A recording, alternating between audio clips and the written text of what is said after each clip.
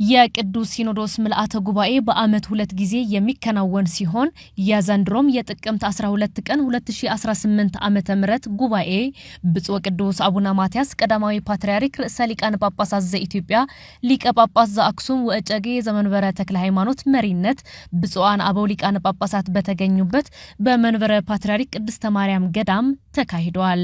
በመርሃ ግብሩ ላይ የኖርዲክና ግሪክ ሀገረ ስብከት ሊቀ ጳጳስ ብፁዕ አቡነ ኤልያስ በሀገራችን ኢትዮጵያ በተለያዩ ክፍሎች እየታዩ ያሉትን ችግሮች እንቅፋቶችና መሰናክሎችን ማስወገድ የቤተክርስቲያን ኃላፊነት ነው ሲሉ አባታዊ መልእክት አስተላልፈዋል። ወያሰስሉ እቅፍታተ ለከውና ውስተ ቤተክርስቲያን በቤተክርስቲያን ውስጥ ያሉትን መሰናክሎች ሁሉ አስወግዱ። ይህ ከሐዋርያት የመጣ ትእዛዝ ነው። ቤተክርስቲያናችን የሐዋርያትን መመሪያ የሐዋርያትን ሕግ ተከትላ የምትሰራ በመሆኑ ይህንን ቀኖናዊ ስርዓት አክብራ በየዓመቱ ታካሂዳለች። ኢትዮጵያን በካርታ ብቻ አይደለም የሚያውቃት፣ ዓለም የሚያውቃት በካርታ ብቻ አይደለም።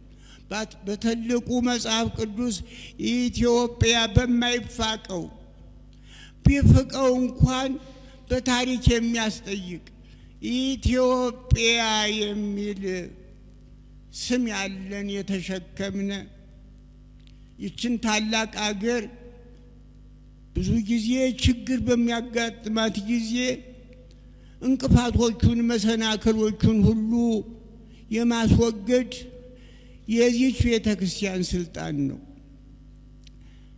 ወገኖቻችን ሁሉ ተጣልተዋል። የተጣሉትን የማስታረቅ የዚች ቤተክርስቲያን ስልጣን ነው። ተው ታረቁ፣ ይሄ የኛ ስልጣን ነው ብለን ለማወጅም ለመናገርም እንችላለን። ሀገራችን ታላቅ ናት። ህዝባችን ትልቅ ነው። የክርስትናችንም የህይወት ታሪክ ትልቅ ነው። ከዓለም በፊት ያለ ታሪክ ነው። ሌላው ምንም ቢል የፈለገ ይብል ከዓለም በፊት ያለን ነው።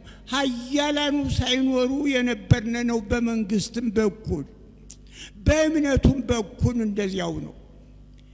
ይቺ ታላቅ አገርና ይቺ ታላቅ ቤተክርስቲያን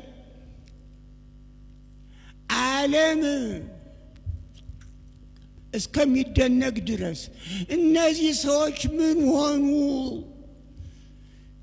ህዝቡ ትልቅ ነበረ። በእንግዳ ተቀባይነት የሚታወቅ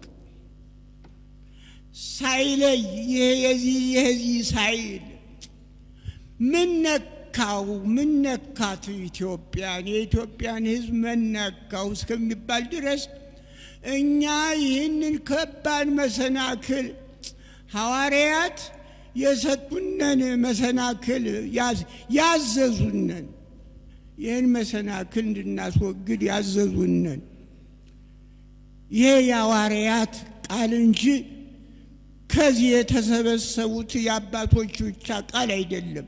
ሐዋርያት ነው ይሄንን የደነገጉት። እንዲሁም ከቅዱሳን ሐዋርያት የተቀበልነውን ስልጣን አጥብቀን ይዘን ምእመናን በእርቅ መንገድ ልንመራ ይገባል ሲሉ አክለው ገልጸዋል።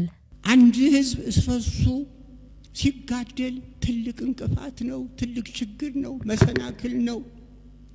ለታሪክ መሰናክል ነው፣ ለኑሮም መሰናክል ነው። ጠቅላላ በእንተ ሰላም እያልነ ነው የምንጸልዩ። ቃል የተሸከምነ ጸዋርያን እግዚአብሔር እኮ የሆነን የኢትዮጵያ ህዝብ እግዚአብሔርን የተሸከመ ህዝብ እኮ ነው። እና የህዝብ መልኩን ሲቀይር ታሪኩ ሲበላሽ ዝም ብሎ ማየትም አስፈላጊ አይመስለኝም እና ብዙ መሰናክል አለብን። ይህን መሰናክል ማስወገድ ሐዋርያት ይህንን ሰጥተውናል፣ አስወግዱት። ይሄ ከተወገደ ቤተክርስቲያን በሰላም ስራዋን ትሰራለች፣ ህዝቧ በሰላም ይኖራል፣ በሰላም ይካሄዳል። ስለዚህ እግዚአብሔር የሰላም አምላክ ነውና የሁከት አምላክ አይደለም አሉ ቅዱስ ጳውሎስ። ስለዚህ ያለ እነዚያ ፈላስፎች እግዚአብሔር እኮ የሰላም አምላክ የሁከት አምላክ አይደለም፣ የሰላም አምላክ እንጂ። ሁከት የሚሰብኩትን ለቤተ ክርስቲያን ለህዝብ እንቅፋት የሚሆኑትን እባካችሁ ተለመኑን፣ ታረቁ ብለን ልንሰብክ ይገባናልና እያንዳንዳችን በየሀገረ ስብከታችን ሁሉ እረ እንታረቅ፣ ታረቁ ትልቅ ነገር ነውና ለታሪካችን፣ ለሀገራችን፣ ለቤተ ክርስቲያናችን ብለን እንድንሰብክ የእሱ ፈቃድ ይሁንልን። በመጨረሻም በብፁዕ ቅዱስ አቡነ ማትያስ ቀዳማዊ ፓትርያርክ ርዕሰ ሊቃነ ጳጳሳት ዘኢትዮጵያ ሊቀ ጳጳስ ዘአክሱም ወእጨጌ ዘመንበረ ተክለ ሃይማኖት ቃለ ምዕዳንና ቡራኬ የጸሎት መክፈቻ መርሃ ግብሩ ተጠናቋል።